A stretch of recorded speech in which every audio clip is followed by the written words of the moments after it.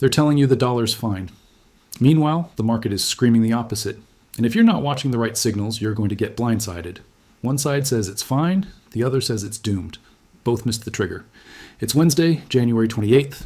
Comment what time you're watching right now. Quick thing, I'm running a campaign to eliminate copycat channels. If you value this kind of work, subscribe and comment or write Mr. Currency so I can see you. Now, I want to walk you through a conversation I just had with a veteran commodities trader. Somebody who's lived through multiple cycles, traded size, and learned the hard way what matters and what's just noise. And no, this isn't one of those interviews where we throw around fancy words and end with, "it depends." We're going to get specific. We're going to talk about the dollar, gold, silver, copper, oil, miners, and why the next move might shock both the bulls and the bears. But first, look in the description for bonus links. There's a premium WhatsApp channel link and a channel membership join link sitting there for you.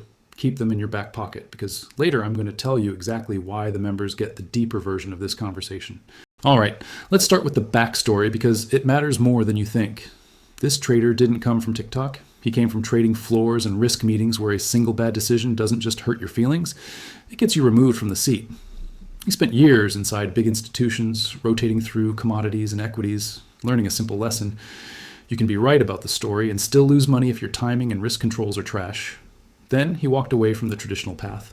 Around the middle of the last decade, he started writing about markets publicly, not because it was trendy, but because he wanted to build a process he could own. And now, after years of doing it in real time, he's still standing, which in this business is its own kind of credential. So I hit him with a rapid-fire game. No speeches, just instincts. Bullish or bearish for the next year? Dollar, bearish. Gold, bullish. Silver, bullish. Copper, bullish. Uranium, bullish. Oil, bullish. Coal, bullish. Platinum, bullish. Bitcoin, bearish. And that right there is the first tension you should notice when someone is broadly bullish on hard assets, but bearish on the dollar. That's not just a vibe, it's a framework. And it forces you to ask a dangerous question. What if the safe parts of most portfolios are the exact parts that get hit? Hold that thought, because in a minute we'll talk about why he thinks the dollar's weakness can be slow, frustrating, and still lethal. So I asked him, do you actually trade the dollar, or do you just watch it? And his answer was simple. He watches it like a speedometer. It's not the engine, it's the dashboard. It tells him how much risk he can responsibly take elsewhere. That's an important distinction. A lot of people treat the dollar like a trade you must be in. He treats it like a condition. If the dollar is sliding, it changes the gravity for everything priced in dollars. Not instantly, not mechanically every day, but over time, like a tide that lifts some boats and flips others. From recent market updates, the dollar index has been pressing into the mid-90s. And that's not just a number, it's a signal that global money is repricing what it trusts. But here's where I challenged him. Because dollar down equals everything else up is the kind of simple formula that sounds smart until it doesn't work for 6 months. So I asked, what if the dollar drops and commodities still stall? And what if recession fear overrides the math? He didn't argue with that. He actually agreed. He said, the dollar can weaken while risk assets still chop because flows matter. If people panic, they can sell everything, including the stuff that should benefit. In other words, you can be in the right theme and still get shaken out. That's why he doesn't marry the dollar trade. He watches it, he respects it, he doesn't worship it. Let me slow down and translate that speedometer idea into real life, because this is where people get tricked. When the dollar index is sliding, the first reaction is to assume everything priced in dollars must automatically explode higher. But markets don't move like a textbook. They move like a crowded theater with one exit. Here's the better way to think about it. The dollar is the unit of measurement for global pricing. When that unit changes, every chart you look at is suddenly in a new language. That doesn't mean every asset rallies at once. It means correlations get unstable while the system tries to find a new balance. And the reason the dollar matters so much right now isn't because it's down a little. It's because of what's sitting behind it. Policy pressure, deficit pressure, and the politics of growth at any cost. If rates move lower, the dollar can sag. If rates refuse to move lower, growth can sag. Either way, someone's getting squeezed. That's the uncomfortable truth. From my perspective, the dollar can do three things: bleed lower slowly, drop hard, and snap back on fear, or go sideways while your purchasing power quietly erodes. If you only prepare for one path, you'll size the trade wrong, and the first surprise move will force you out at the worst moment. And here's the part most people skip. The 10-year yield is a cousin of the dollar story, not a separate story. When yields rise, the dollar can strengthen because capital chases higher returns. When yields fall, the dollar can weaken because the return advantage fades. But again, it's not clean. If yields fall because the economy is cracking, the dollar can still rally on fear. If yields rise because inflation is sticky, the dollar can still fall if confidence is breaking. That's why I like watching the relationship between the dollar and yields instead of each one in isolation. When they move together, it's one kind of regime. When they diverge, it's another. Right now, with yields around the low fours and the dollar index around 96, we're in a zone where either a policy pivot or a growth scare can change everything. And if you think this is all too macro to matter, ask yourself one question. Why are metals ripping while the equity index is still flirting with all-time highs? The combination usually means the market is hedging something and the market doesn't hedge for fun. So when I challenged my guest on the dollar, my real question was this: what's the thing nobody's priced yet? Because if everyone is already bearish the dollar, the easy trade is crowded. The profit is in the second order effects: who benefits, who breaks, and what people will be forced to rebalance. And that sets up the next chapter.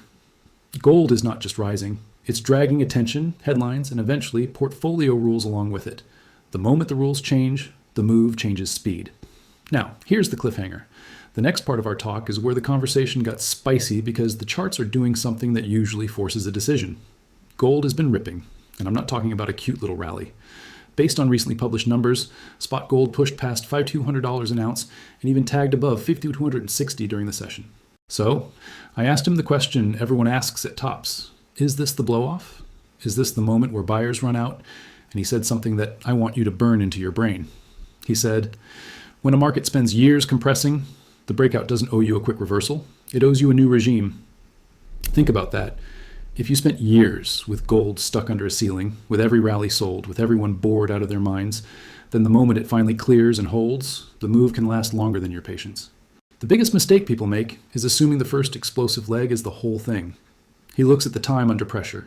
Years of sideways action can translate into years of trending action after the breakout, not because of magic, but because the market needs time to absorb new positioning. And yes, we're seeing the velocity now, but velocity isn't the same as exhaustion. I asked him what he thinks is driving it, because you can't trade a chart if you don't understand why it's moving. He pointed to something bigger than inflation prints. He said it's credibility, trust, confidence. When institutions spend years telling people one thing and delivering another, the system gets a haircut. People don't always scream about it. They just quietly adjust. They hold more real stuff, less promises. According to the latest publicly available filings and policy chatter, rate expectations and leadership speculation can move markets before any official decision lands.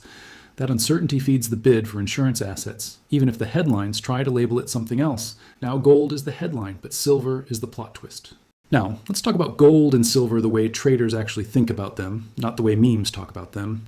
Gold is the adult in the room. It's the asset people reach for when they want protection without drama.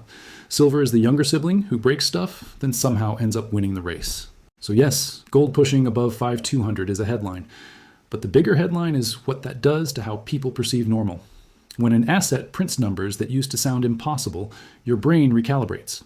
Suddenly 5,000 feels normal. Then 5,500 feels plausible. Then 6,000 becomes a conversation. That's how manias start. Not with one big day, but with the slow normalization of new highs. But here's the retention test. The most important gold story isn't the price. It's the spread between belief and disbelief. If you still have a large chunk of the investing world that refuses to touch metals, then the trade can keep feeding itself as more people capitulate.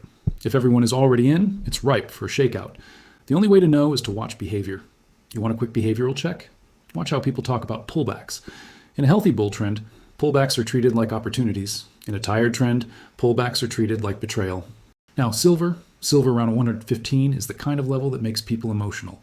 Because silver doesn't just go up, it dares you to chase it. And you can see that emotion in a simple ratio, gold to silver. With gold in the 5,200 neighborhood and silver in the 100 teens, the ratio compresses to the mid-40s. That's not just trivia. It's a signal that silver is outperforming gold aggressively. Sometimes that compression is the start of a multi-month run. Sometimes it's the warning bell that the move is too hot. So what's the difference? The difference is participation. If the move is being fueled by steady demand and broad buying, it can grind higher and stay higher. If it's being fueled by leverage and short-term chasing, it can spike, trap, and unwind. And here's where I added my own perspective. I think both are true right now. Silver has a legitimate structural demand. Industrial usage is real. But that structural demand doesn't normally create vertical candles by itself. Vertical candles usually require positioning, momentum, and a crowd that thinks it can't lose. That's why I'm watching for the signature day my guest described, a euphoric gap and a nasty reversal. If we don't get it, the trend can keep climbing. If we do get it, The smartest move might be patience, not panic. Now, we also touched other commodities in that bullish list, and I want to connect the dots for you because these markets rhyme. Copper has been hovering around the high $5 range per pound. Copper is not just an industrial metal, it's a sentiment gauge. When copper stays firm, it suggests the world still needs stuff built, moved, wired, repaired. But copper can also lie because inventories and short-term flows can move it around. The big signal in copper is whether dips get bought quickly or whether rallies get sold hard. That's the difference between a healthy uptrend and a distribution phase. Oil is the wild card. WTI in the low 60s sounds calm, but oil can go from calm to chaos in a hurry because it sits at the intersection of geopolitics, shipping, and inflation expectations. A small supply disruption, a pipeline issue, a conflict flare-up. Oil doesn't ask permission. And oil matters for a reason most people ignore. It's the cost of doing everything. When oil rises, miners feel it in diesel costs and transportation. When oil falls, miners get margin relief. When oil whipsaws, miners become unpredictable. So, when my guest says he's bullish oil, I don't hear oil to the moon tomorrow. I hear oil is underpriced relative to the world's stress. Platinum, uranium, and coal were on his bullish list for the same underlying reason. Policy and infrastructure are colliding with real-world supply constraints, and those markets can reprice fast when attention turns back to them. And on Bitcoin, his bearish take wasn't, it's dead. It was, it behaves like high beta liquidity. In a choppy, policy-driven year, that can mean bigger drawdowns than most people expect. Now, after that broader commodity tour, we circled back to the core question. How do you capture upside without getting your face ripped off by volatility? That's where the miners discussion becomes make or break, because miners amplify both your gains and your mistakes. Now, I want to talk about the US dollar and oil and why recent developments should be something all gold and silver holders pay careful attention to. Because the same people who dismiss metals as a relic will quietly chase them when the portfolio math changes. And you'll know what's happening when the language changes from speculation to allocation. So I asked him, are you bullish because the chart looks good or because the world looks unstable? He said, both, but in different ways. The chart gives you the timing, the world gives you the reason, and sentiment tells you how crowded the trade is. Then he said something that should make you pause. In the early stage of a metals bull market, the biggest risk isn't being wrong. The biggest risk is under-owning the theme because you waited for perfect clarity. And the second biggest risk is over-owning it because you got emotional. That's why he cares so much about position size. He wants exposure that lets him stay calm. He doesn't want exposure that forces him to stare at every tick. Now, let's pivot to the part that keeps people up at night. The idea that gold is insurance, but silver is a rocket. If you treat silver like a rocket, you'll chase it. If you chase it, you'll buy highs. If you buy highs, you'll be emotionally tied to the next pullback. That's how people lose the trade, even when the theme is right. So, the way he frames it is simple. Gold is what you hold when you want something that won't go to zero. Silver is what you trade when you want torque, if you can handle the swings.